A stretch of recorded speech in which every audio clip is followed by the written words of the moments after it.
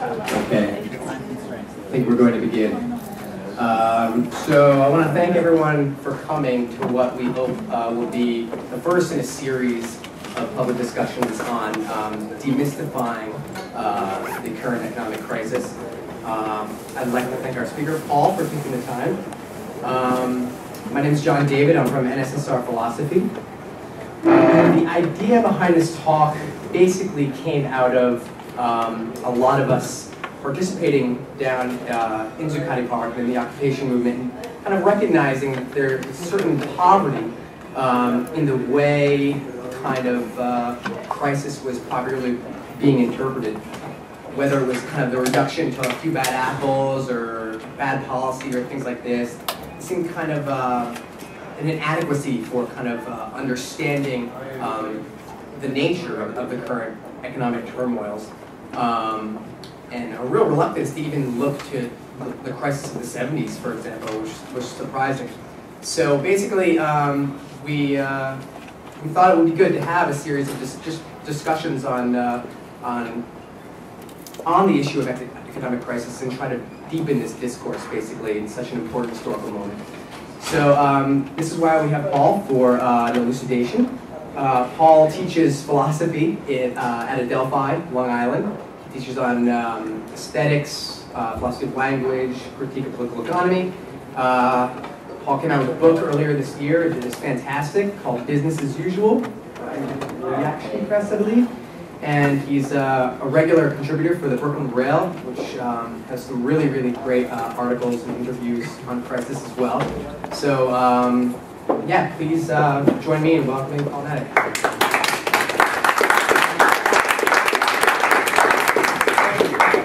Can you hear me from here, or do I have to go up there? Is it better from the microphone? Oh, that'd be great. Sound like, well, Sam, what the heck? I'm not too good at this thing. Okay, I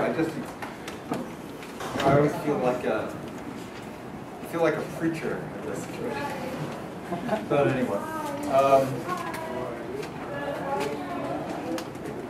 the difficulty with any situation like this is that I don't know most of you, and so I don't know what you think.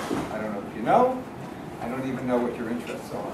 And there's always the problem of the relation between what I'm interested in, what I'm interested in, what you're interested in, what you're thinking. But there's no solution other than to plunge in. I thought it's probably useful just to say a couple of introductory things. One is that, like everybody in this position, my thinking about economics and the current economic situation in particular is idiosyncratic, and the aspect of things that I'm interested in is partial, and my grasp of an unbelievably complicated reality is also partial, which is why I think the idea of a series is a very good idea. It's a very good idea to hear about and discuss these things with a lot of people, because each person will bring some different aspect of reality that they happen to be involved in.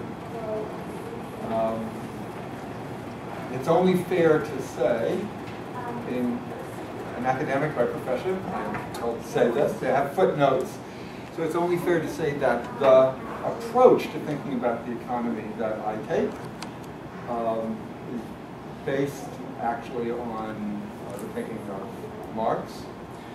But even that doesn't say very much, because this is, not only are there 1,000 brands of economics, but there are 10,000 brands of people who call themselves inspired by Marx. And so even here, I'm not telling you very much, other than that I have some footnotes that I can give you like everybody else who would make similar claims.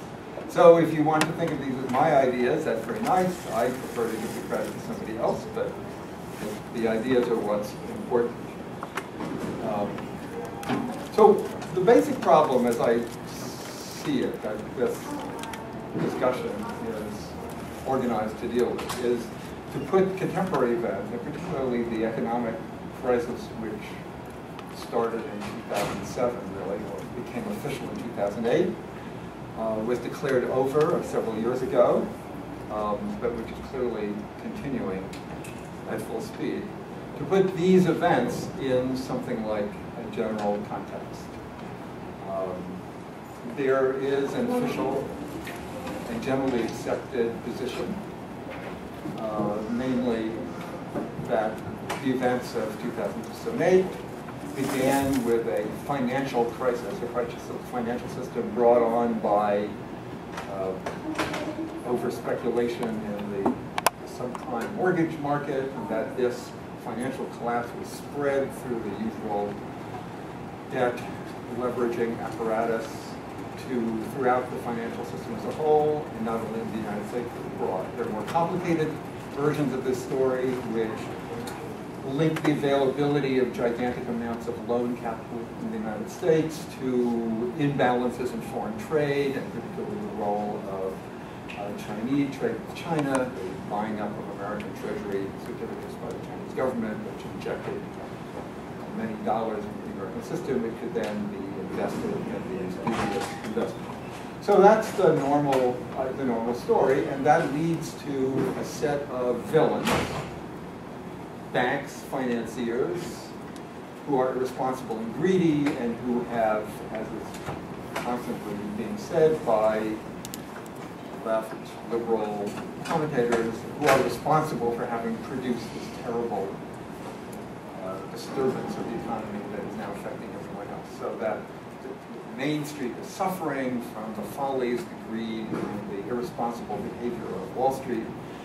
And what made that possible was the process of deregulation of financial activities that was started in the, really it started in the 1970s with the disintegration of the Bretton Woods international monetary agreements, but then was accelerated by the literal removal of legal restraints on activities of banks and other financial operators. And all that, the easy thing to say about all that, the official story, that's completely true. Finance was deregulated, safeguards against over-speculation that had been put in place near the end of the Great Recession in the 1930s to try to control speculative activity on the part of banks and other financial entities, was in fact dismantled. There was in fact unbelievable amounts of scamming and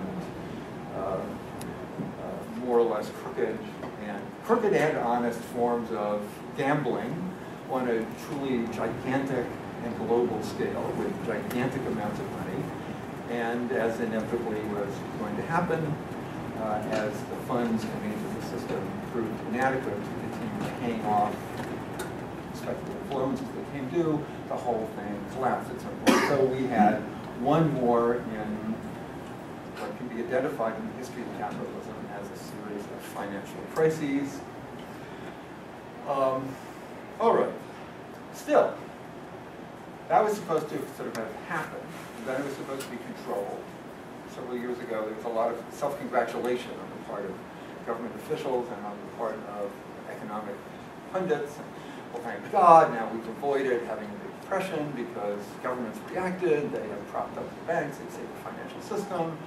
And now thank God, we have a recovery. Soon everything will be fabulous again. And obviously this is not true. Every day, for example, you can see in your daily newspaper the looming financial and general economic and social crisis in Europe, which is going to be something more fantastic than what happened in 2008. What is looming in the becoming default of sovereign debt in Greece, probably in Italy, possibly in Spain, is a gigantic destructive tsunami with respect to the global financial system. And the most fascinating thing about this ongoing story, which makes it very exciting to read the newspaper every day, one of the most fascinating things about it is that it's completely obvious that nobody has the faintest idea what to do about it, that there is no solution to this problem. That, everyone's, well, the only way to get out of this problem is for Greece to once again get on a path of economic growth. But, as everybody then says in the next sentence, that's completely impossible. But this is true everywhere. So there's the universal cry, what we need is economic growth, there is no economic growth. And in the meantime, the measures which are being taken now are a kind of rational response to the apparent possibility of economic growth. Namely, there is a dwindling pile of money, and as much of that money as possible has to be extracted from the population at large and given to financial entities. So in Europe, all that's going on now, and all that the whole fuss in Greece is just an attempt to extract as much money as possible from the Greek population to give to the bondholders. They used to think maybe they could pay them 80% of the value of the bonds that they bought in the last few years. Now it's down to 50%, probably be 30% of it, because the Greeks don't have that much to give. But there's, no one can even pretend that what's going on now is trying to find some route back to prosperity. It's just who is going to get the money? Are people going to go out and buy vegetables with it and go to a doctor once a year? Or is that money going to be taken from them and given to banks? So this sort of immediate dog-eat-dog struggle over the dwindling pile of cash is what's going on now. And this seems to be it is very unrealistic to describe this as the beginnings of an economic recovery. So clearly something much bigger has been going on than greedy, irresponsible investing by a number of entities, financial operators. So what? My starting point is historical. And history, very curiously, is something which is generally avoided in discussing contemporary events of this nature. If, however, you bother to look at the history of the capitalist economy, since it really comes into existence at the beginning of the 19th century, and actually the capitalist economy has only now fully come into existence. It's only come into existence now in the last few years with the gradual submission of several billion Chinese people to market-based system and to the discipline of wage labor. But this long process really gets going from the early 1800s, the late 1700s. And what's very interesting is that as soon as it gets going, as soon as you have enough capitalism in one part of the world, and this is something which begins in Europe, it begins at a definite time. It has roots in the 16th and 17th century, but by the end of the 18th century, there is sort of already enough of it to have a new social system emerging and a new social history. And one of the most remarkable features of that history is that it is a history of depressions. If you look at a chart of the amount of time that capitalism has experienced depressions between around 1800 and, say, 1950, it's about a third to a half of the time. In other words, these are not economic downturns or crises or depressions or trade crises, or, as they used to be described, or financial collapses, are not unusual, strange events. They are repetitive, natural forms of life for our social system. You could say that the alternation between depression and prosperity is the normal path. Capitalism is not normally a prosperous system. It's not normally a depressed system. It's normally a system that cycles between depression and prosperity. I jotted down some dates. I have to have notes for this because my memory is not great. But this is a conservative, meaning not everything shoved into this list, a conservative list of periods of depression starting in the early 19th century, 1825 to 1833. Then we have a recovery, but by 1836 we have another collapse till 1839. Then 1847 to 51, 1857 to 60, 66 to 71, 1873 to 1887, or 1890 to 93. But actually those two spread internationally in such a way, and the periods of prosperity between 87 and 90, it's only 3 years, are so iffy that already by around 1900, that period between 1873 and 1893, 20 years, was called the Great Depression. So before 1929, 1929 is the second Great Depression. 20 years of more or less constant economic downturn throughout Europe, the United States, and the United States, what were then the developed capitalist countries. 1900, 1903, so that's really the beginning of the 20th century. 1907, 09, we have a little one. 1911, 13, 1920, 22. 1929 really goes on. This is a very complicated story. People date these things differently. Some people say, oh, there's a recovery around 1936, and then it collapses again the next year. Other historians say, well, there's a little blip, but basically this starts in 1929, it goes till the end of the Second World War. And actually, I would say it goes even longer than that, because there isn't very much capitalist economy during the Second World War. There's very little private investment. Essentially, what gets in the United States out of the Depression is massive amounts of government spending in the form of war production. And as soon as that stops, in 1946, there's an immediate collapse, enormous rise in unemployment, and it's really not till around 1947, 1948 that you begin to have a real prosperity in the United States. In 1966, 67, there's a little pause, a Pause, as it's called in Germany, and then 73, 76, there's a kind of collapse in the United States. The interesting thing that happens, the thing that has to be noticed, the thing that's weird is not that there is a major economic downturn that begins around 2007, but that there isn't one between the middle of the 1970s and now. That we have this 35-year period in which there are ups and downs, there are recessions and recoveries, but in which we don't have this phenomenon of a financial crisis, stock market collapse, massive rise in unemployment, which was completely typical for the first 150 years of capitalism. So we're coming out of a very unusual period, a period of no depression, right? Since the mid-70s. And the mid-70s didn't become a big depression.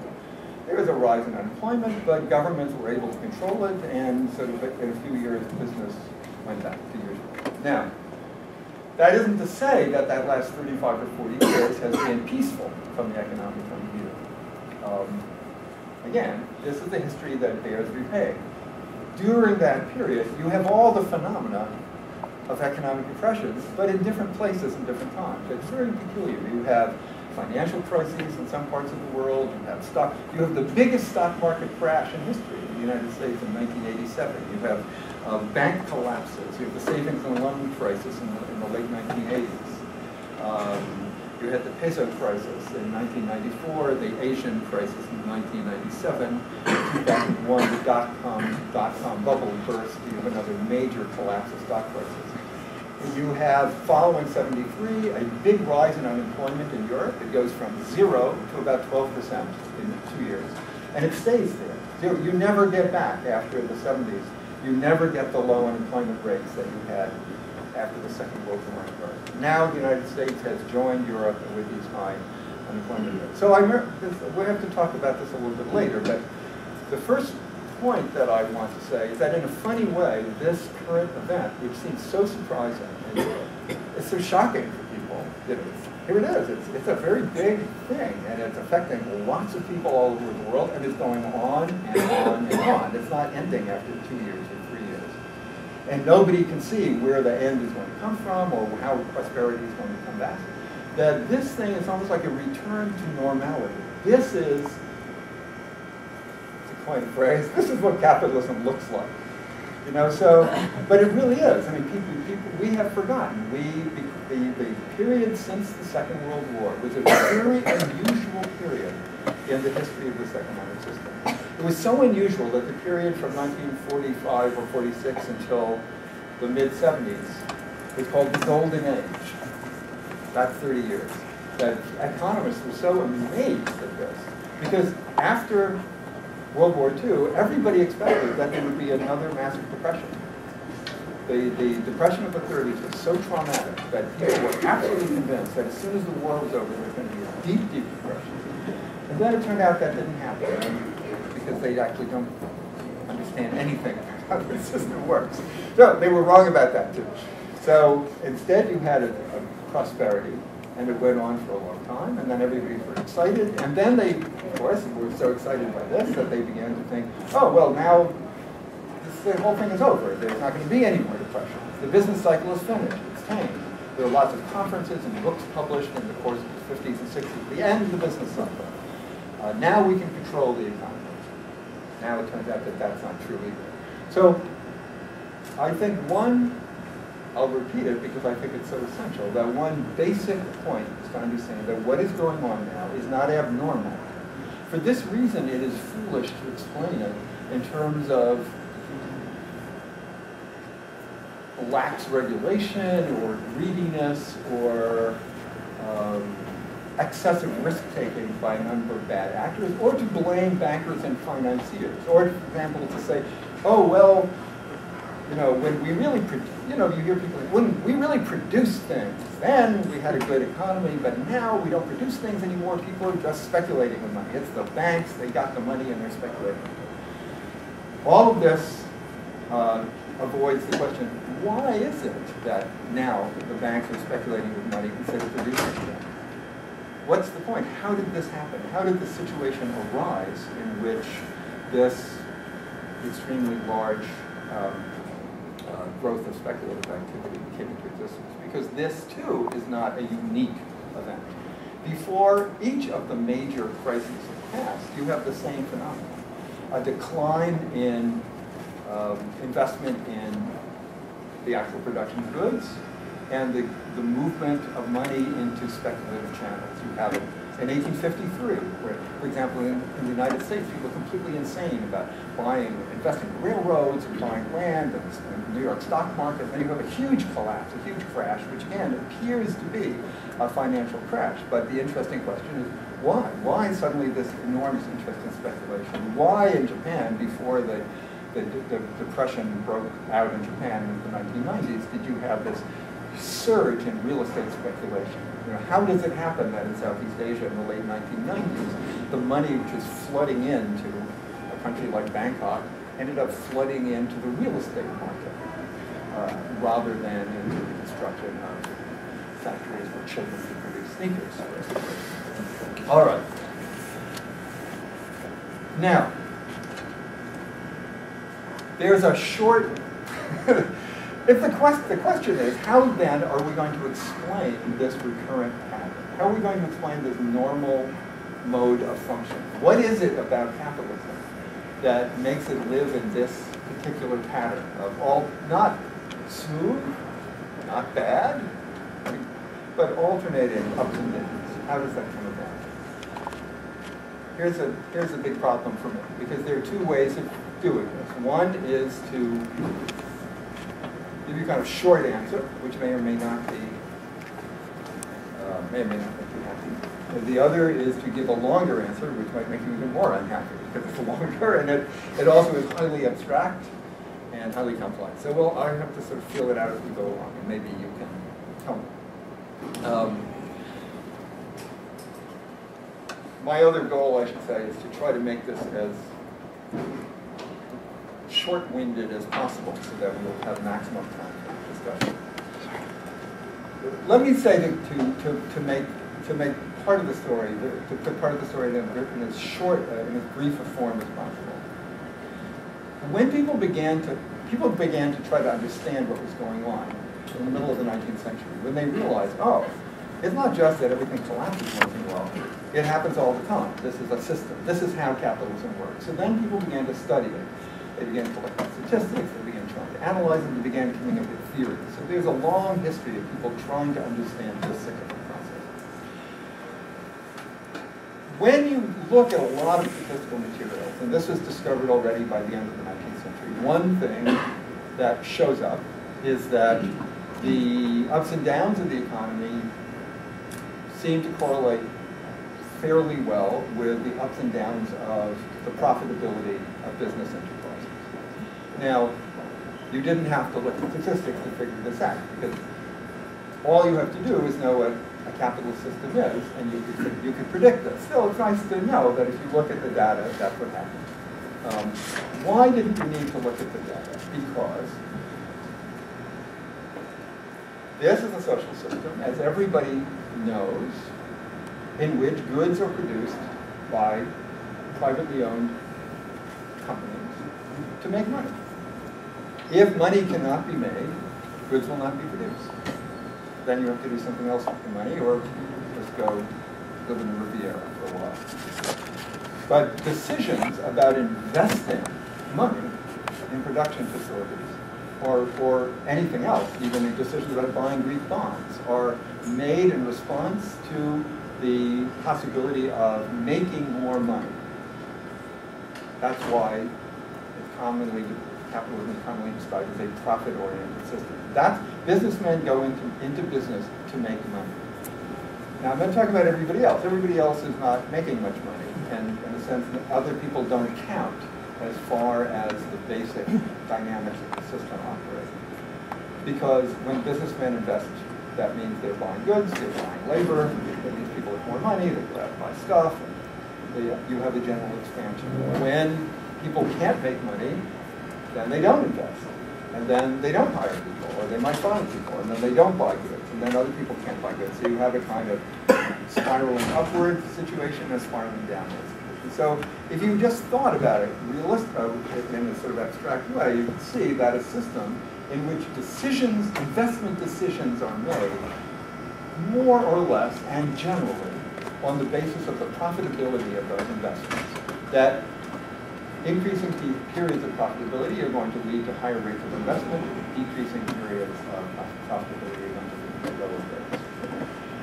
What makes this description, which I think is basically correct, too simple, is that the system is unbelievably complex. That's one thing. And one of the features of its complexity is, in general, it's very hard to know how much money you're actually making. For example, in 2008, in the first 3 months, I believe, of that year, the top 5 banks in the United States lost an amount of money equal to all the profits they had made in the previous 10 years. So they thought they had all this money, but no, it turned out, no, they don't. It's just gone. It will never come back. It's just gone. So, or, let's say you think, oh, I invested some money in a lot of professors thought, oh, I have a lot of money in the stock market when I retire. That would be great. But no, actually, it's not true. That money isn't there anymore. You thought you had it, but it is gone. So the amount of money that you're actually making is something which you can't tell at any moment. That's something that reveals itself over longer periods of time. So business people are trying constantly to make short-run guesses. Mr. Corzine, think of the unfortunate Mr. Corzine. So he thought, I'm a smart guy. Mr. Goldman Sachs, governor of New Jersey. I know what I'm doing. I'm going to take this little fund over and, I'm going to buy Greek bonds because, they're going to have to pay those suckers off one of these months, and then we'll buy them at a discount. Maybe we'll pay 40%. They'll pay them off at 50%. We'll make 10%. Everybody's going to be rich. But no, actually, nobody wants those Greek bonds. So Mr. Corzine's fund is now bankrupt. So it's hard to know what's going to happen. So it's a very peculiar thing about capitalism is that what's going on is only revealed over time. And that means that if you're trying to understand the dynamics, you move it from a period of growth to a period of recession, then you can't do it just by looking at data, partly because the data are crazy. So you have to do a lot of work with the data. For example, take a concept like economic growth. If, what's his name? The current head of Goldman Sachs. Blankfein? Pardon me? Blankfein? Mr. Blankfein, who's doing God's work. If Mr. Blankfein gets a $53 million bonus one year, as I believe he did a couple of years ago, that bonus is part of economic growth. Because the assumption of the people who make these statistics up is that every payment for a good or service measures the value of that good or service. So if Mr. Lloyd Blankfein gets a $53 million paycheck, then the assumption he has contributed $50 million worth of something to economic growth. So the economic growth figure goes up by $53 million, just because we've gotten a big check. Right? And of course, that check actually came, let's imagine, from eliminating the pensions of several million Greeks, right? So all we have is the transfer of the Greek pensions to Mr. Blankfein's private bank account in Switzerland. But it appears in the form of an enormous increase in growth, and then you can see we're not having a recession anymore. We had so much, 1% growth. So part of the problem with statistics is that they are dependent for their formulation, economic statistics, dependent for their formulation on very dubious economic theorizing, what they teach you in school. And the other thing is that even the business people are not sure all the time what's going on. I mean, there are many, many other problems. The keeping of fake books. The people who study this stuff tell me, I'm not an expert on it, but the people who study this stuff tell me that the only economic statistics in the world which are worth anything in the American ones, the European ones, are completely fraudulent. Because nobody wants the tax officials in Italy or France to know how much money their companies are making. So you can't pay any attention to the statistics. But anyway, aside from that, the problem is to understand the dynamic of the system in which the day-to-day information is very complex, changing all the time, and in which it's hard to know what actually means something with respect to the longer run prospects of the system. That means that the only way to think about it is to think about it very abstractly, to extract from large amounts of daily information. It's similar in physics.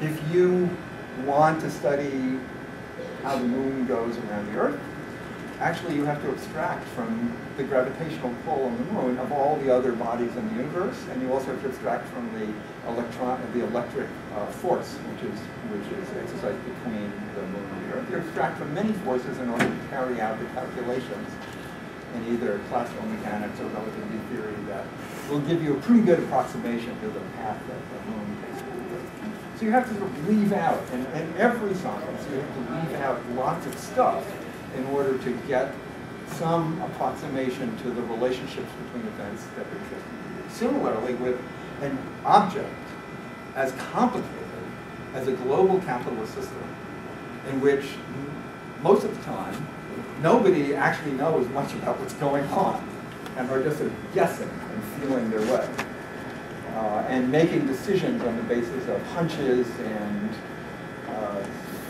seat-of-the-pants feelings about how things are going.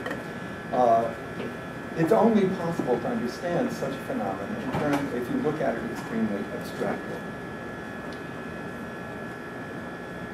Let me, therefore, say something very quick about this, about how, in my point of view, you can do this. Again, I don't know how much of this is old hat for you, for me, I don't know how much of it is uninteresting, but it's what I have to say, so I'm going to say it.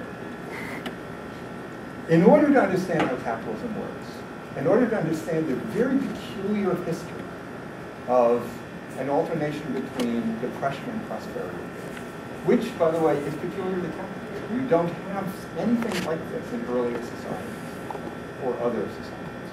You have periods when things don't go well, but that's usually because there's a plague or the Protestants and the Catholics decide to kill a third of the population of Europe, like what happened in the middle of the 17th century. So you have warfare, you have plagues, you have big storms, you have a malevolent God making all sorts of trouble. But what you don't have is something that seems to be a product of the organization of society itself, regularly producing situations where you have huge piles of food, but nobody can afford to buy it, so you have to throw it away. This is weird. This is something which did not happen in any earlier period of society. That you had famines, but you didn't have famines with gigantic amounts of food. That's peculiar to capitalism. So the question is, what is it about the way in which this particular system operates that produces this particular historical pattern of experiences? The thing that makes capitalism different from every other society, and this is why the people who are upset about bankers and financiers, even though it's not quite right, are in the ballpark. They're in the Zuccotti Park anyway. The reason they're in the right park is that The thing that makes at least one thing that makes capitalism different from every other society in human history is the fact that production and circulation of goods and services is organized through the system of exchange of things for money. There is money in many historical systems, but money does not organize most of people's lives. Every object that everyone in this room is wearing, except for the occasional sweater that some grandmother might have knit, but in general, I feel safe saying every object in this room was produced for sale, and somebody bought it, and that's how it got in this room, right? You can go here because you pay the new school some money, and the new school pays some professors to teach you. So the fact that you're all here, that you're all in the same place, that some of you know each other, has to do with complex relationships of buying and selling goods and services for money. This wasn't true in ancient Rome, it wasn't true among the Iroquois, it wasn't true in classical Chinese culture. This is very peculiar. This is a historically peculiar fact about capitalism. We don't have time to talk about it now, but an interesting feature of a money economy is that it seems to be very corrosive. It sucks in and eliminates other forms of social organization. So now we are living in a world which is organized on this basis. Why? How does it come about that everything is produced for money and that we get everything we need for money? The other thing which is peculiar to capitalism is the institution which, since it was invented, has been called waged labor. That is to say, working for money. As you might expect, there's a secret concordance between these two facts, right? That's to say, it's again very peculiar historically. There were a few people who worked for money in ancient Rome, but most people either just worked for themselves or they were slaves. This is an unbelievably weird situation, and that most people, I'd say the 99%, I actually think that's one of the things I love about the Occupy movement. I think they had, even if the numbers right, the statistics, the sociology is great, but it just throws out all the middle class garbage. Basically, 99, especially if you look at globally, if you include if you think of the whole 7 billion of us, 99% of the Earth's population is working for the other 1%. It might be smaller even, it might be less than 1%. It's certainly, but it's probably not more, I would say. 1%, you know what the minimum is in the United States to be in the 1% at yearly income? 550,000. Not much. That's to say 99% make less than that. The average wealth of the top 1% is $12 million. So 1%, it sounds very concentrated, but that's actually who owns most of the stuff and who gets most of the money. Okay. So most people have access to goods because they sell their ability to work, get money. They produce the goods, which then belong to the person you work for, and then you use the money you get for selling your ability to work to buy back some of the goods you've produced. I mean, that's how it works if you look at it globally on the system, right? So the condition for having a money-centered economy is that most labor is performed in return for a wage. If you look at earlier forms of society, say even early 19th century America, where most people made their own clothes, made their own furniture, they didn't have to go work for somebody else because you didn't need the money and you couldn't use it, right? So the evolution of a money system and the evolution of a wages system go together. The wage relation, the relation between employer and employee is the fundamental social innovation which transformed modern society into a money-centered society. Which is to say that that is the aspect of social relationships which then has to be seen as central. And the other obnoxious aspects like the Lloyd Blankfein part of it, the gamblers and the speculators, that somehow has to be fitted into and explained in terms of this fundamental feature which differentiates this society from every other one. You had very, very rich Romans too, who had so much money that they would make pearl stew and eat it, and have lives having served at their table or something. So it's like the 300-foot yachts of today, but it would be a mistake to say, oh, we have very rich people, they're bad, very rich Romans, they were bad. The two situations are completely different. The central institution of our society is this wage earning relationship. What's the connection of that, then, to the up and down pattern? Very briefly, the key has to involve an understanding of what money is in a system such as the one we live in, which is different from what money was in earlier forms of society. Basically, what money does, money is clearly some sort of symbol. You know, you go to the store, you give them a little piece of paper with a picture on it, they give you a hamburger. It's very bizarre. I mean, this is kind of very bizarre behavior. So the idea that the little piece of paper with a picture on it is the equivalent in some sense of a hamburger has to be explained. Clearly money is a symbol of something. So the question is, what is it a symbol of? How does it function symbolically in organizing social life? What money does, what having a money system does, is that it allows the separation of the two parts of any productive system. All human life depends on human beings using parts of nature to transform other parts of nature into form which makes it possible to consume.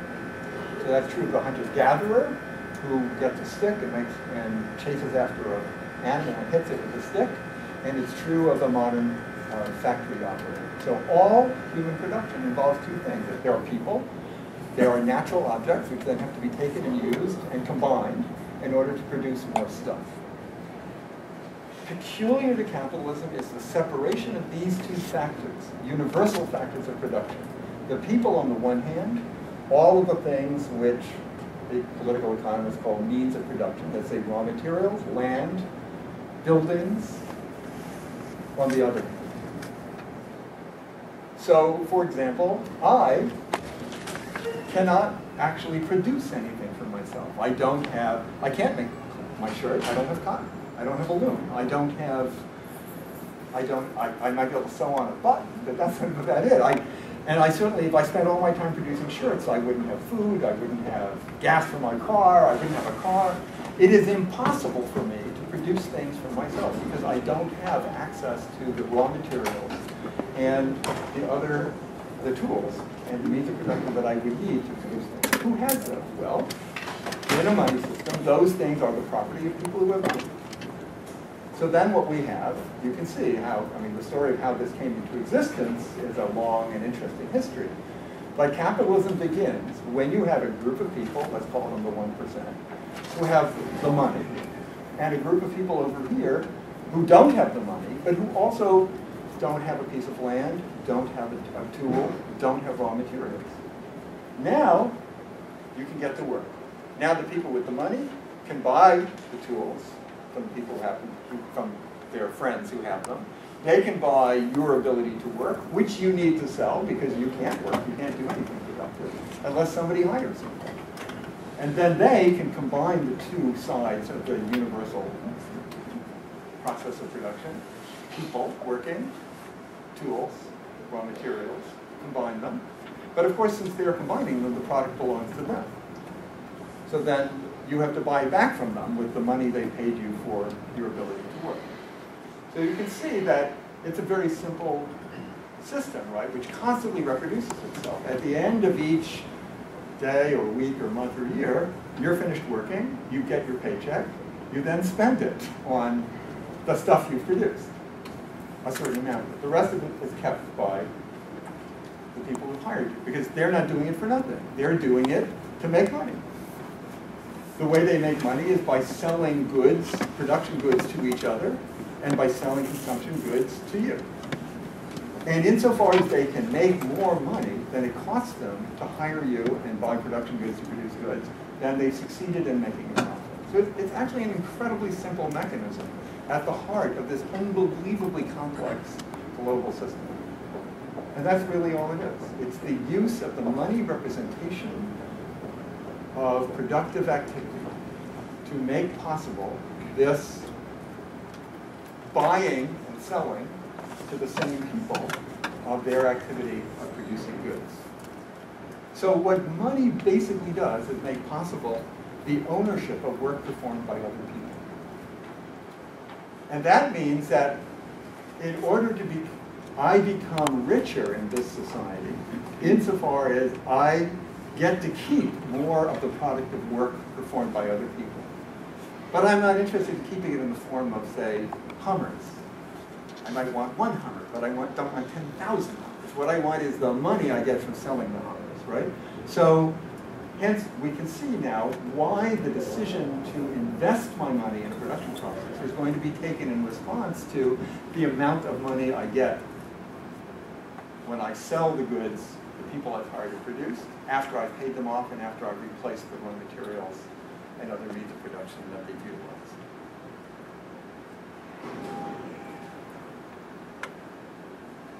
From this follows some very simple, some very simple math, a very interesting result, namely that if what my profit consists of is the amount of work I get you to do, above and beyond the amount of work other people have done creating the goods that I give back to you so that you can reproduce yourself, and the work that other people have done creating the raw materials, factories, the work that you have to utilize to work for me.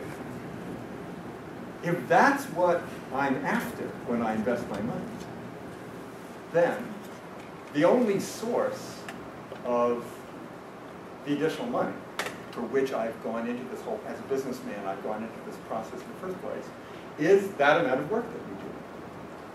Now Marx, this was one of his big ideas. He was very proud of it, and rightly so.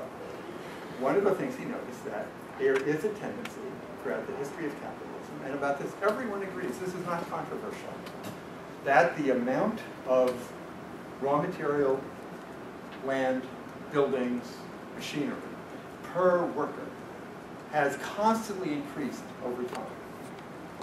That means that there is a certain tendency for the amount of labor being performed relative to my total investment in both productive activity and the means of production, right, to decline. So what Marx proposed is the following explanation of the crisis cycle, namely that as capitalists compete with each other, they compete by trying to lower their costs. One of the main ways of lowering costs is by producing more stuff more cheaply, by using less labor and by having more productive machinery.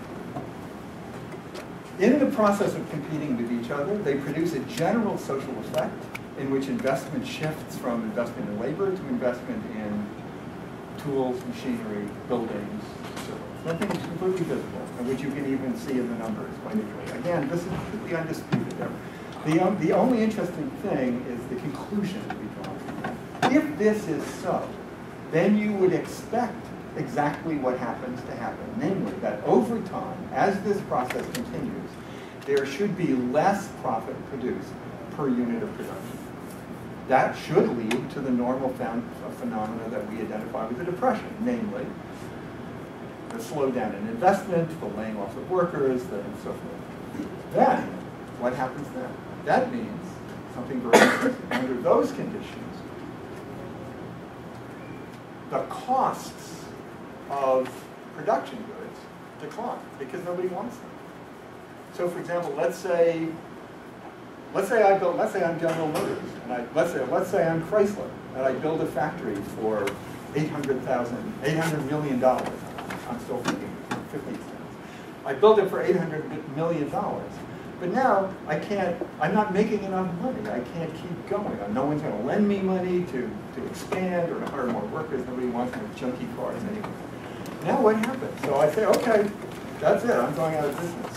So then Mr. Fiat can come, freshly stocked with Italian government money, borrowed from the Germans and Mr. Corzine, right, and say, look, I'll tell you what, you're going to go out of business anyway. I will buy your factory for $200 million. Great. So now he has my factory. Now he has the same factory, but now it's only worth $200 million. So the same car now has a lower capital cost, as the economists call it. At the same time, labor costs go down because unemployment is going up. What this means is that the very process of a depression creates the possibility for a new upswing by lowering the costs of capital investment and thereby raising profitability. And again, this may not be something which is visible statistically, but it happens. You suddenly have a factory and you bought it for a third of what somebody else had to pay for it. So now you're in a better position to produce cars. So essentially, this is what goes on, and this is what has gone on in periods of depression since the early 1800s. Companies go bankrupt, their assets are devalued and bought up, the goods which have already been produced become cheaper, and that means that the process can start again at a lower level of investment. It's almost like the whole system is reset at a lower level. Then the same processes gradually take place, profits again decline, and then you need to have another depression. So from this point of view, we have actually a very intellectually, although from a human point of view, unpleasant analysis of how the system works. Namely, that it is precisely the depression that produces the possibility of recovery. Now, why is this interesting? If this is true, and that I want to stress again, this is an idiosyncratic view. Certainly most people who write and talk about the economy would not agree with what I have just said, and it's a partial view.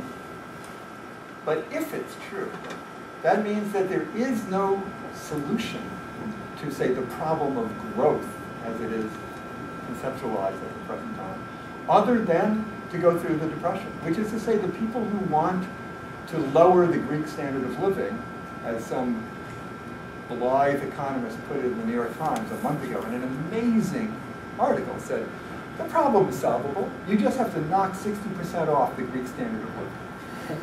And then we would increase profitability to a, that's probably not even enough, actually, because he's forgetting all the people whose billions and billions of dollars in loans are just going to disappear, and what the effect of all this is going to have on them. But still, you could say it's, you know, that, in a sense, they're seeing things correctly. They're seeing things correctly, that the only way out is to continue degrading the living conditions of the 99%. And that's why they're doing it. Even though nobody, you can see that even though nobody really understands it, and even though they argue about it, and even though every congressman doesn't want to close an army base in his particular district, that everybody somehow, all the powers that be, somehow understand we have to have a real depression. We have to cut government. We have to get the government away from feeding people and giving them health care and educating their children. We have to really let things go down. That is the way forward. At the same time, they are scared to death of the consequences. There was a fantastic sentence. Today's New York Times is an amazing sort of analytic piece on the front page about the consequences of austerity. Somebody actually came out and said this. I thought it was, cut it out, it's so great. He says, the Greek case shows us that it may be impossible to solve the problem, the economic problems, to combine a solution of our economic problems with democracy. Now, this was already discovered in 1932, but the idea that you have, you know, you can't, people are not just going to say, okay, that's a great idea, let's have a depression, let's throw our parents out into the street, out of the nursing homes. But why should children have schools? You know, fine.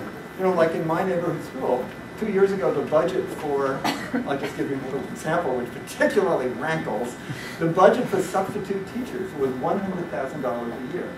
Now it's $0. So if a teacher gets sick, then those 30 kids go into another classroom, which already has 30 kids. Now that teacher has 60 kids, which means she can do absolutely nothing but say, shut up, all day long. But that's the beginning. That's just the beginning. Then we're going to have the 75-kid classroom, or maybe the kids will just be ground up and turned into cat food. Who knows what the solution will be? But so what I think is that we are now in a historically unprecedented situation. I'm going to take 3 more minutes, because I promised myself I wouldn't speak more than an hour. I meant to speak for 45 minutes. Yak, yak. So, I want to just briefly touch on the historical difference between the period since the Second World War, and especially the period since 1973 and the present. What happened? The big depression of the 1930s was scary. You suddenly had 30% unemployment in Germany and America and France. People began getting rowdy. It turned out that could be contained. But it could only be contained by the government borrowing huge amounts of money from the private economy and spending to either kill people in large numbers, bomb a lot of ship to pieces, and also put people to work building more airplanes and bombs and all that stuff. That enormous depression, the depression of the 1930s, created, as every earlier depression has done, the possibility of a new upswing. But what's really interesting is that this upswing, the post-war upswing, the golden years, about a 30-year period of the greatest growth in history, was by itself not sufficient to quiet the fears of the people who run the world with respect to the reaction of people to a return of depression conditions. So every time they attempted to cut government spending and return to a pure capitalist economy, you would have an immediate rise in unemployment in Europe or the United States, and you would immediately have an increase in government spending. The result was a slow and steady increase, and now, after 1973, a very rapid increase in the amount of money that the government takes out of the capitalist system and spends to create artificially a higher level of employment and welfare than we would otherwise have. That was especially notable after 73.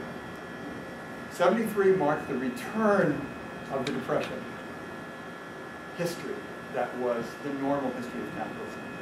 It was not allowed to happen. The government borrowed gigantic amounts of money. However, it did not restore normal prosperity. You had historically very low levels of capital accumulation and growth.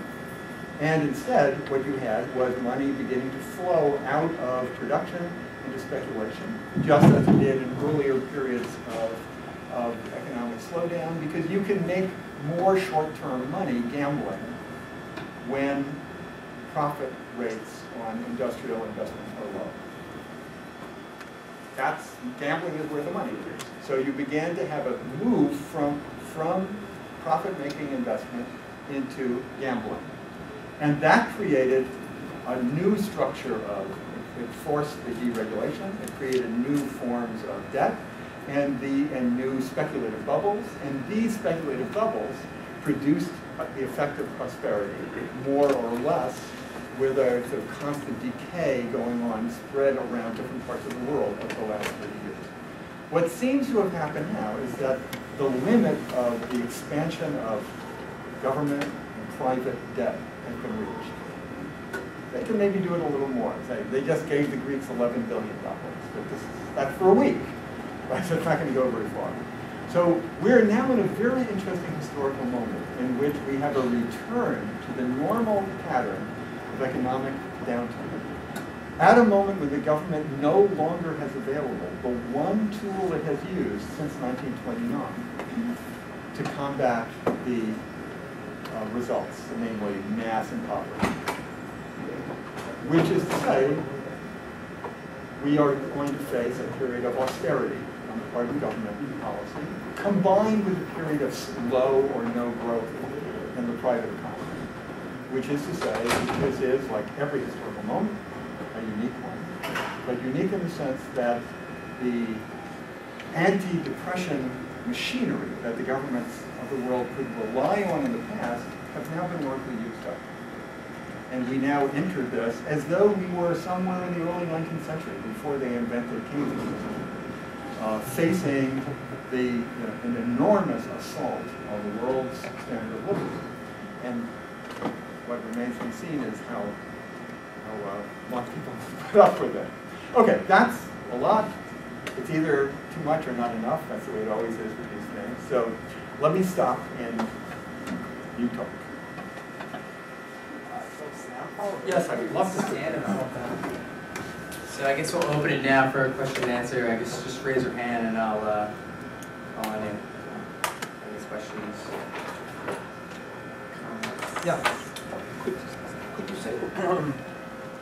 Could you say a little bit more about the specificity of the kind of shift that occurs in the 1970s? So you said that in 1973 what we saw was basically a return to the kind of depression that they had forestalled between the 40s and the 60s, and that the government responded to that, I heard you say, by borrowing greatly.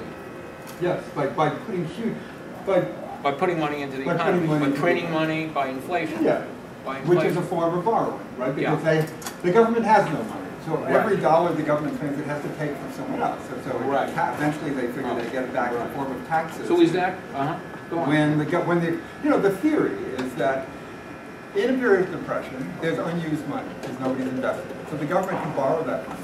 That's the idea of deficit spending. The government sells bonds, borrows the money, puts it into the economy. Of course, this theory depends on the idea that the natural form of the capitalist economy is growth and prosperity. So somehow, for some reason, some external shock, as the economist calls it, that process has stopped. So the government does what the Keynesians call pump priming. You get it going again, you restore a higher level of employment, and then you get back to prosperity. That was the theory. And then when you have a higher level of prosperity, then you can tax the additional economic activity and pay back the loans. Now the interesting thing is that this didn't happen. They have never been able to pay back the loans. You mean in the Even if you start in the mid 1930s to the present, there is a steadily rising national debt. I mean, it was $16 million in 1929, and now it's $15 trillion. But they would say, so what, because you have also growth. Yes, they say so what, and that's exactly what the Greeks said too. But now they can't say so what anymore, because already 3 years ago, Moody's said America is going towards default. They have to be able to pay the interest. Right, but I'm still trying to understand what happened in the in the 70s. Okay, because it seems to me that that's what set this whole cycle off. Two specific things happened.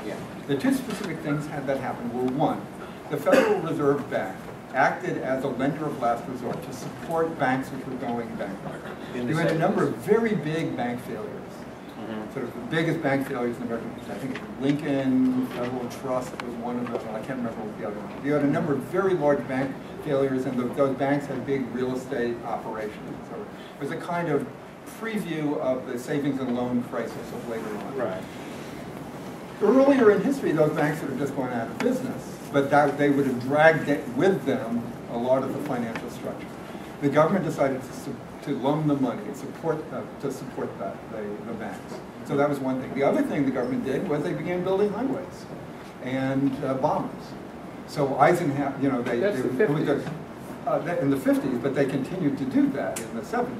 The government, I think the government spending goes up from 10% of 15 or 20% of GNP to something like 35% in a couple of years. And in all countries, you have the same thing in Japan, you have the same thing in Europe. There's a huge influx of government money in all sorts of programs. So in the United States, the main thing was the war. You had a lot of war. You had an enormous amount of military spending. You mean you still had a hangover from Vietnam, right? And then you have a constantly growing military establishment. So that's one of the major forms of government spending in the United States. In Europe, you had the building of roads, the building of schools, buildings of universities. You had other kinds of investment, infrastructure investment. But this produced an infusion of money which really did, sort of eliminate. It lowered the unemployment rate. It gave money and put money into the system. But there was a cost. The cost was that it was, as you said, inflation. And this began to upset people, and particularly began to upset the Europeans. Because this is also a very important part of what happened. Because under the Bretton Woods Agreement, the dollar was pegged to gold, right? And all the European currencies, all the other currencies were pegged to the dollar. So a certain amount of French francs equals $1. A certain amount of Swiss francs equals $1. A dollar equals 35 ounces of gold. But the machines were printing dollars, so the French, and not just them, but the French, who are historically very gold obsessed, said, you know, why should we get these thinking dollars? Give us the gold, you know, or else we will change the franc, right? We will devalue the franc. You know, if a dollar is worth 35 ounces of gold, give us the gold. And at that point, Nixon said in 1971, no, we're not going to give you gold. We don't have enough gold because they had printed far more dollars than they had gold. So that the United States went off the gold standard. The dollar was devalued by 10%.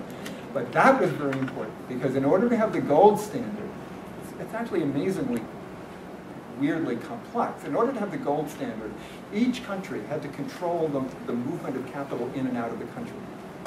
In other words, to keep the amount of Swiss francs floating around in Switzerland equal to a certain amount of dollars, you have to know how many Swiss francs are floating around in Switzerland. So somebody can't just pack them up in bags and take them to France or Japan. So you had capital controls. Once Bretton Woods collapsed in '71, once the Americans went off the gold standard, everybody began to abandon the capital control. And then you begin to have the speculation in currencies. And then the money begins to flow around. That then was combined with something else, with the rise in the use made of political events to jack up the oil prices. Now, why did they want to jack up the oil prices? Because the dollar was losing its value, and the dollar has to be, the dollar is the currency in which oil is traded by the agreements which were signed after the war with the Saudis. The dollar is the basis of all oil, of the oil business. But the dollar is worth less, so then they thought, why should we get these stinking dollars? We're going to quadruple the price of oil. So we're going to get 4 times the amount of stinking dollars because we can't get the gold anymore. Then you have gigantic amounts of dollars accumulating in Europe where they can now slosh around from one area to another. What are they going to do with them? You can only buy so many yachts, right? So they begin lending them to whoever. Let's lend them to Brazil, or let's lend them to Mexico. They'll give us 10% interest, because interest rates were low in Europe because there was so much money sloshing around. So you go to the places where interest rates were high. And then suddenly you begin having all of this money, the euro dollars and petrodollars that they were called, beginning to float around the world. And what happens? Another aspect of this was the setting up of offshore entities that were affiliates of American and other European banks. So then the money nobody was going to deposit money in New York when they can deposit in the Cayman Islands and then lend it to Brazil or Hungary at some exorbitant rate of interest, right? So what does that mean? That means that New York says, hey, let's get rid of these regulations. So the whole collapse of the inflation, the collapse of the international money regulation system produced a demand for deregulation because you already had the movement of money out of investment into various kinds of speculation in currency and into loans to what were then called third world countries. That produced, 8 years later, the collapse of all those loans. And what is the related? Okay, so that's very clear. So we have the two aspects. We have the development of the private speculative economy, economics, the global borrowing of money, right? And at the same time, an increasing state activity in supporting the private capitalist economy. Right. And that lays the foundation for the next. Can we get someone else first, and then maybe we can return? I saw a hand. So I'm just curious, it seems like there's a difference between the people that are making the decisions that result in economic growth or not. Basically, there's a difference between the people who are making the decisions and the people who are impacted by the decisions. So if 99% of the people are in, I'm not sure how to phrase it, how do we locate and basically legitimize this, whatever economic state we're in, if such a small percentage is actually making the decisions? Is that clear? Or? Well, I think it's clear. I guess the answer to me, from my point of view, It depends where you are. If you're in the 1%, you say, look, we're completely important. We make the money float around, so that's why we should get the money. If you're in the 99%, you can either believe that, or you can say, to hell with it. I'm very fond of quoting, there's a great pamphlet that was written by the French revolutionary Blanqui in 1830, which I think says that all you need to know to answer your question. It's called The Man Who Makes the Soup Should Get to Eat It. And he says, if you can imagine a world without the owners of businesses, nothing has changed. You have the same factories, the same offices, the same farms, the same schools, the same workers. Everybody can produce the same stuff. You don't need them. On the other hand, if you imagine a world without the 99%, everything stops. So you do need them. So it seems to me that the answer to your question is you don't need the 1%. But then there's a practical problem, which is how do you get rid of it? That's a very hard problem. Because the big problem is that the 99% don't really believe that they have either the right or the capacity to run the world themselves. That's the big problem. So that what I am so interested in this, and one of the things I like so much about the Occupy movement is the refusal to make demands and the refusal to address themselves to the government in any clear and simple way. Now what he's saying, he's even saying, give us work. Okay, well, that's great because they're not going to give you work, so don't ask. It's pointless. If you could be employed, they would already be employing you. If the government had the money to make you build a slum somewhere, they would already hire you to build a slum somewhere. So the fact that they are not doing it means they can't do it, so you don't have to ask them for it. So that seems to me the direction into which people have to go, to think more and more, okay, what do we do? What can we do? But that's a huge step. You can think, look at Greece as a very instructive example. You have 2 years of huge demonstrations or riots, much bigger than anything that's happening. Burning down the city of Athens, fighting the police. But of course, when it's all over, the people in the government just say, okay, now we're taking your pensions. Okay, no more schools for your children. It doesn't matter, because they will just do what they have to do. So at some point, the Greeks would have to say, and you can see little moments of it, like they have this slogan, we won't pay. So people don't pay tolls anymore. That seems to be very healthy, and that's going in the right direction. They just, so people go to the highways and they just hold open the toll gates. So, I would say the most concrete things that people could do would be to begin occupying empty housing, to begin seizing and distributing food. These things seem to be important. But people have to get to the point where they no longer accept the legitimacy of the 1%. Who my students constantly tell me, but Lloyd Blankfein earned that money. Okay, well, yeah, but, let's say Goldman Sachs earned that money. So there's the janitors and the women who work in the cafeteria. How come he gets $50 million and they get $8 an hour? So how do we figure out who gets what? And then the whole story begins to collapse, because then it doesn't make any sense anymore.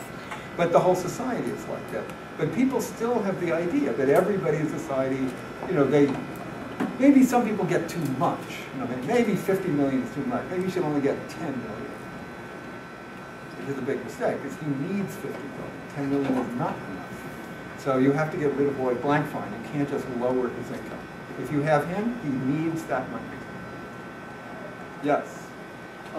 So drawing from a little bit of what you just said, talking about we don't need the 1%, we do need the 99%. But it seems like more and more we don't need all of the 99% either, right? So this, I think that this presents a different problem, which is that even if there's a demand for work, even if we can employ a certain number of a certain percentage of the 99%, that still leaves this entire group of people, which is what Marx describes as the reserve army of labor, which is simply perpetually in reserve in a certain sense. And this is, sort of goes along with the development of technology, et cetera, and just the development of the way in which production is actually carried out. So it's that particular percentage of the 99%, whatever it is, that is perpetually unneeded. That sort of, there's something interesting about that, right? I see your point. And so what necessarily is their role in this situation? What necessarily comes to this point where you say, well, I can say I'm one of the 99%, but I can also say that I'm part of that 99% that's just not needed, right? And so this presents a new, I think, sort of chink in the armor of the system as it is right now, and I'm curious as to what your thoughts are. I understand your point, which I think is a very good one. I would say, no, I need you. I would say we don't need all of those people you're talking about, as long as you want to work 10 hours a day. Well, I only want to work 2 hours a day, so I want all those people working. I want everybody to work, because then we only have to work 2 hours a day. So the whole thing is ridiculous. You have lots of people who vegetate without jobs. Well, everybody else is having their work sped up. Now they have the 47-hour week. It's completely insane. So clearly what you want is to maximize the number of people working and minimize the amount of work that each individual has to do.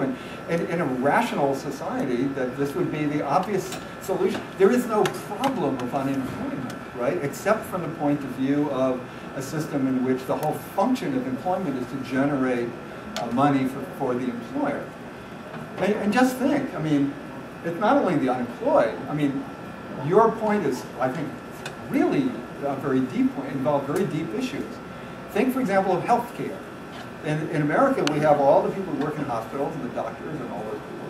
Then you have a whole army of people whose entire function, probably as many people, whose entire function is to prevent you from getting your money from the insurance company.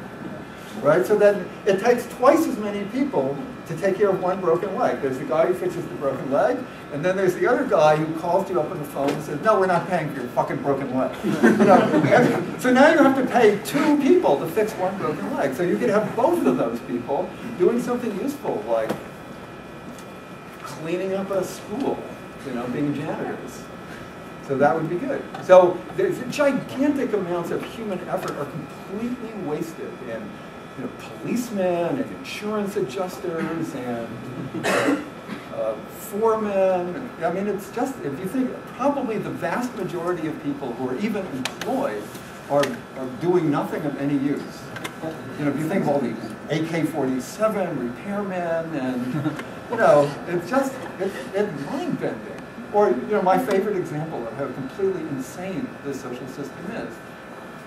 You make components for iPhones in Taiwan and San Francisco. Then you send them by airplane to somewhere in China. Then some young people for 75 cents an hour put them together in iPhones. And then you send them by plane back to San Francisco.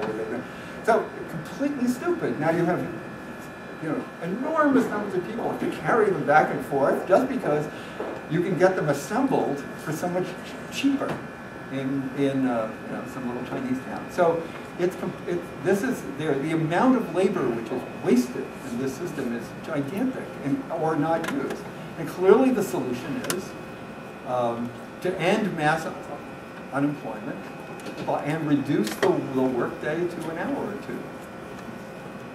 So I need to.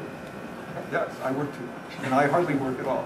Yes. Just based off of what you just said, I mean, I read the blog Anthony was talking about, but I don't know if that really addresses the fact that there are still technological disparities between, say, like New York City, where most of the slave, versus somewhere like sub-Saharan Africa, where you don't have all this so-called dead capital lying around that can be reanimated into not capital that actually productively used. So how would you, or anybody with kind of that, how do you be able to address that sort of uneven and combined development aspect of?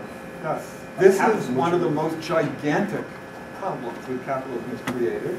Another one being, how do we get away from using fossil fuels? Another one being, what do we do about, how do we stop global warming and so on? So there are enormous problems, and partly technical and partly social. So you could say, the first thing you could do is to look at Africa as stop looking at it as a source of raw material, of diamonds and gold and other few materials, and even if you would just leave it alone to a certain extent, people would already be better off. But then clearly we're going to have to go through a century of helping people in other parts of the world. I mean, these are not problems which are going to be very easily solved. What you're talking about, it's unbelievable. And especially if you think, you have an HIV rate still of 24% in Southern Africa. So you have to have enormous amounts of medical care and food, and then you have the whole global warming is devastating in sub-Saharan Africa. So food has to be brought there. But already you could say, let's just to take one little detail. We're going to be facing enormous food problems in Mozambique. Why? Because the Chinese have bought up large portions of Mozambique. And that means that all the food that's going to be grown there is going to be shipped back to China because they have just so destroyed Chinese agriculture now with industrialization that there isn't enough food. So they're now going all over the world. And in Africa, where you have very poor countries and very poor governments, you can pay them off and just take the land and grow food for the Chinese. So you can see the immediate solution to this problem is just let the Mozambicans consume the food that they grow and instead of mailing it to China. And then you have to find some other problem. The Chinese have to solve their problem some other way, maybe by building fewer golf courses. No, because China is amazing. The countryside is disappearing, and they're building huge empty cities just so they can, sell the real estate. They're gigantic cities where there isn't a single person. They build whole museums without art, concert halls without orchestras. I mean, there's labor, So all are completely pointless. So probably the best thing would be to allow for a very gradual process of, allowing people to fit themselves into the so-called modern world. Let the peasants be peasants for longer, and because most of the destruction of the poor countries is in the interest of that 1% making money. If you would stop that, I think it would already immediately improve everybody's living conditions. But you're right. And I don't know the solution. And clearly these would be enormously difficult questions that people would have to give some things up in the richer countries. But again, you have to think the whole local, national, and world economies would have to be completely reconstituted. So decisions would have to be made all the time. Because right now there's, maybe it wouldn't be so easy to mail parts to Shanghai and have them assembled if the people in Shanghai had something to say about it. So if you really think of this as something which is going on a global scale, which seems to be the other truly fascinating thing about the present moment, which is it's the most global social movement that is going on now in history. This has never happened before. I mean, you had European movements, and even then it was just, Paris, Warsaw, and so that was it, right? And basically with Paris, when you had a revolution in Europe in the 19th century, it took place in Paris, and in England there would be a little grumbling and pie throwing, but there wasn't very much going on. In New York, there might be a railroad strike in the West or something. But this, even though it's not a revolution, it's not a very advanced social movement, what to me is so fascinating is now it's so global and the conditions are so universal that it's like everybody in the world can see, oh, we have to do this. And then it's just a matter of, so you had 2 years of mass popular struggle in France. It got them absolutely nothing, so they stopped. Now they don't know what to do. So now they think, gee, those Americans, they're raising hell. But they raised hell 2 years ago. So here too, people will have to think when nothing happens, so occupy, fight, yell at people, nothing will change. So then some further steps will have to be taken. But even so, that, I can't think of a period in history in which people in Athens, people in Cairo, people in Lithuania, people in Estonia, people in Salt Lake City see themselves as engaged, can imagine that they are engaged in some similar project. This is a very interesting, and I think, an incredibly historically important event. It's moving. Yes? Do you think there's a danger, though, with the 1% meme of an over-personification of capitalism, so that there might be lessons, for example, to learn from like the Mondragon workers cooperative in Spain, or the long history of like socialist-rooted cooperatives in the UK, that you get rid of the 1%, and yet you either go bankrupt or you become increasingly like a traditional firm. So it's actually not just people making those decisions from outside, that capitalism works, not even primarily on us, but through us. Mm-hmm. So how do you get beyond that, like so that you don't just have a personnel change, but you don't actually change the systemic drives and imperatives that generate capitalism? Well, the short answer is I don't know, because nobody's ever tried to do it, and we will have to see what works. There are no recipes, and I'll just again, like his question has to do with incredible barriers. Another one is, just think that production facilities are now so dispersed that you can't even say that there's one factory in one place that makes something. So you're already talking about either radically reorganizing the whole production system to make it more locally based, or some kind of international organization, which is very complex and hard to manage. So again, I think you're right.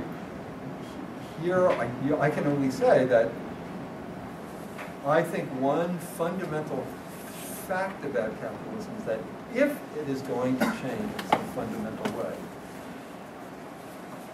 the two things, well, the one thing, or at least a one thing, which has to change, is the disappearance of the central social relationship which determines it, namely the wage relation. So the end of employer-employee. So that already means that, that's already quite different from much of the cooperative structure, which essentially has some kind of management organization which pays a wage to the workers, because they sort of have to operate in the marketplace because you have one factory or one which is trying to survive, right? Doesn't mean they're not interesting, it doesn't mean it's not nicer, but it means that they're very limited in how far they could go. But if you're talking about radically changing a whole social system, that already imposes a certain different kind of structure. For example, if you no longer produce goods for a market for sale, then you have to have some other mode of distribution, right? So a moneyless mode of distribution. So we have a lot to do to think about how would that be? On the one hand, it seems so simple. You put stuff and people take it. But to actually organize that is very complicated.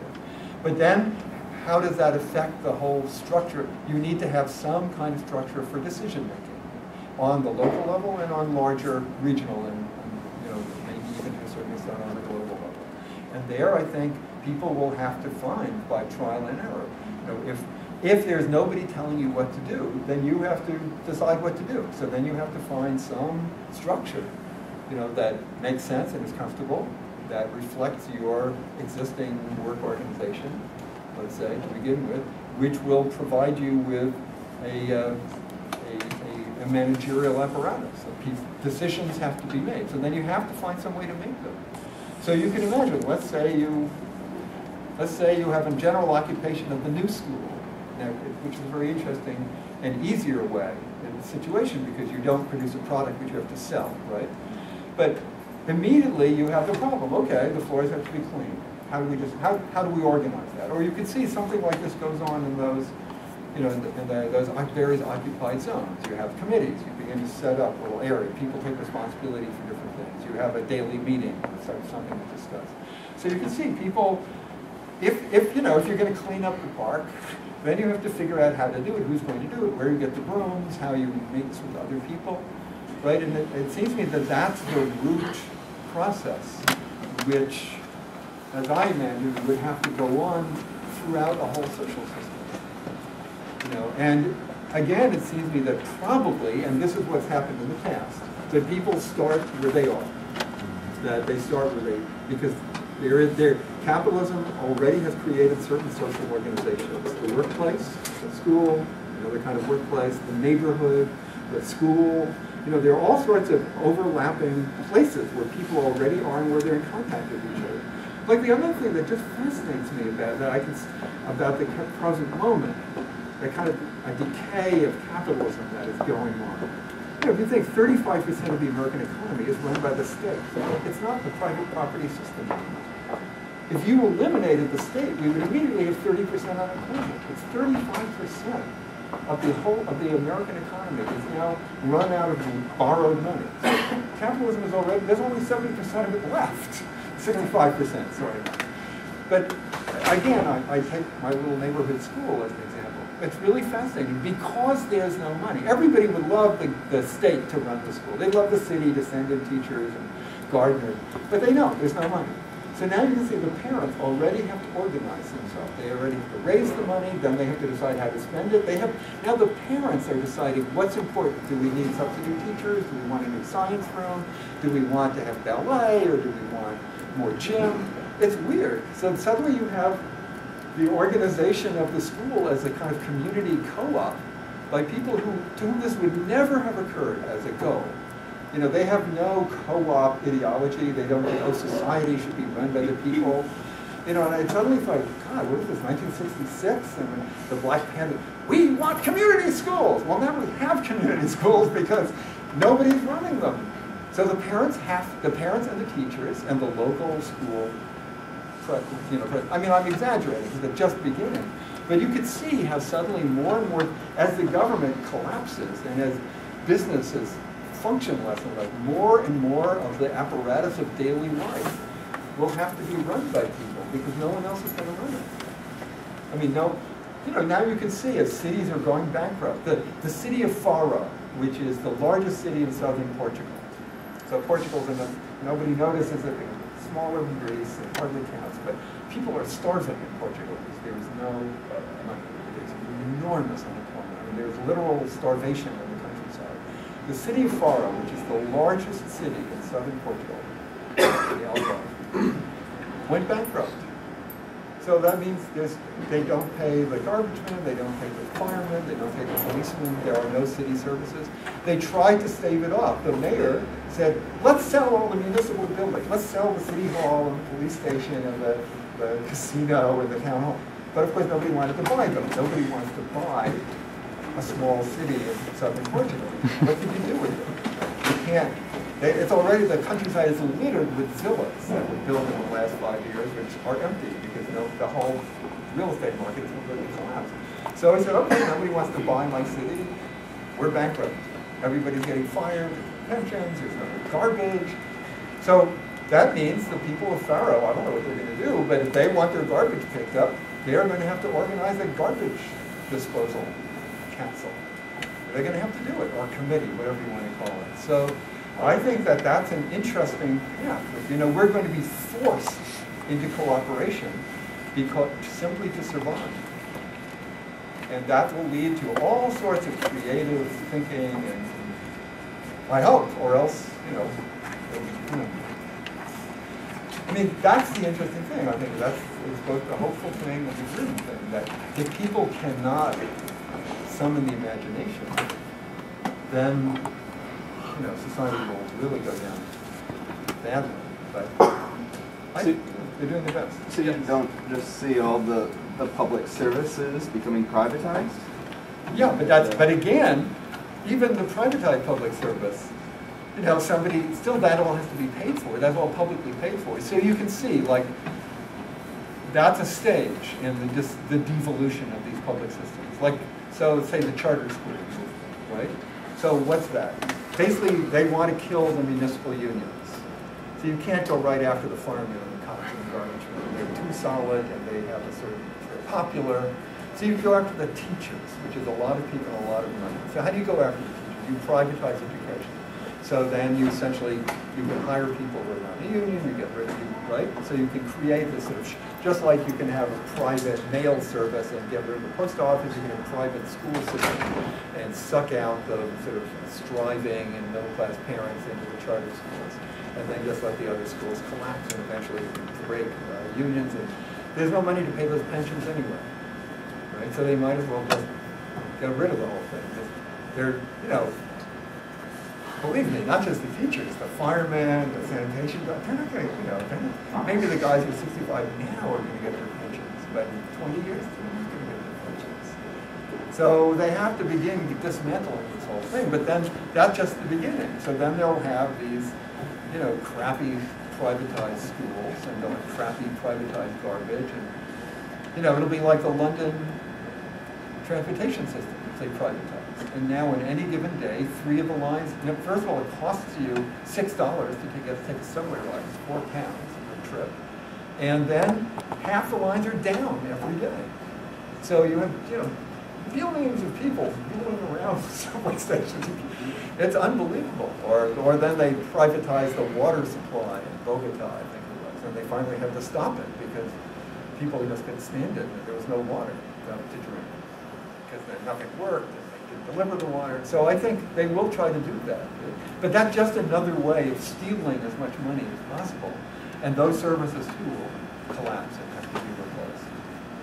Does that make sense, or do you think I'm wrong? Sure, no, I'm thinking that that's kind of part of the cyclic process you're Yeah. talking about, and actually I kind of have a hard time seeing any kind of road bump. I mean, I think in that sense, especially this kind of Protestant concern to pick up your rake for your front yard and to kind of go down to your local school. But it's not put in some- privatized.